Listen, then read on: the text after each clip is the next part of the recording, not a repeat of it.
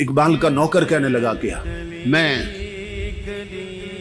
सोया हुआ था अपने कमरे में, रात के 2, 3 या 4 बजे का वक्त होगा। अल्लामा इकबाल ने मुझे आके जगाया और मुझे फरमाने लगे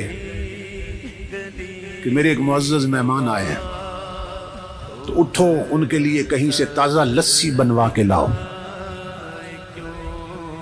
कहते मैं उठा, मैं हैरान हुआ कि इस वक्त मेहमान आए हैं और लस्सी पीना चाहते हैं, ये बड़ी अजीब बात है। इस वक्त लस्सी कहाँ से मिलेगी? तो कहते हैं मैं किचन की तरफ गया, मैंने कहा बर्तन लेके तो जाता हूँ, निकलता हूँ, देखते हैं कहाँ से मिलती। तो इकबाल ने कहा बर्तन मैं खुद दूंगा।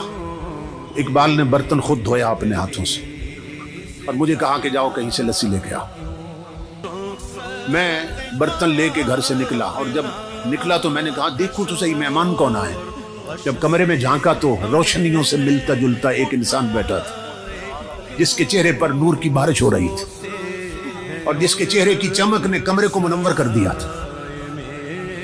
कहते हैं मैं बाहर निकला, आंखें मलता जा रहा था, इस वक्त लस्सी कहां से मिलेगी। तो जब गली के कोने पे पहुंचा ना, मोड़ पे, तो वहां देखकर हैरान हो गया कि एक बाबा जी बैठे हैं खोखा बना के और लस्सी बना रहे हैं। तो मैं हैरान हुआ कि ये रातों रात खोखा का यहां से कैसे बन गया और ये खोखे वाला बाबा कौन है। फिर दिल में खुशी भी हुई कि चलो काम करीब से हो गया, ये सुबह तहकीक करेंगे ये खोखा किसने बनाया और ये बाबा जी कौन है। तो मैंने उन्हें लस्सी के लिए कहा, उन्होंने ताज़ा लस्सी बना दी मुझे। तो मैंने कहा कि पैसे कितने हैं? तो वो हंस के फरमाने लगे ले जाओ, इकबाल से हमारा मामला चलता रहता है। तो मैं हैरान हुआ कि ये बाबा जी इकबाल को भी जानते हैं। खैर मैं लस्सी लेके आ गया।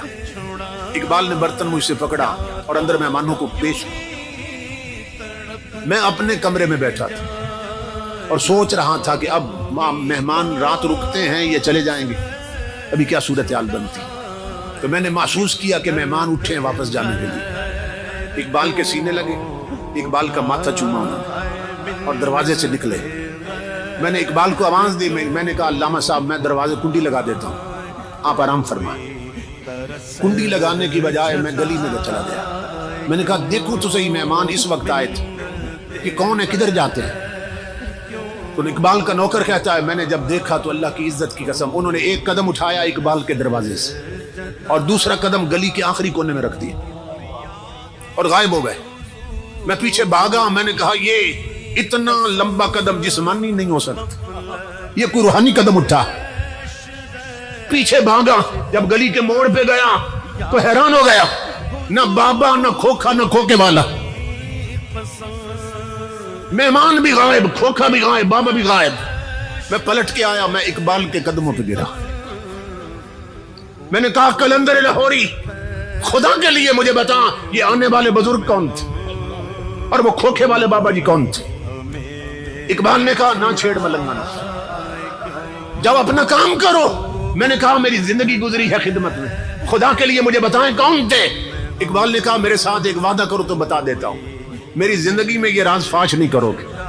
मैंने कहा अल्लामा साहब मैं वादा करता हूं। इकबाल ने कहा सुन अल्लाह की इज्जत की कसम, आने वाले गरीब नवाज थे, खोखे वाले दाता अली हजवेरी थी।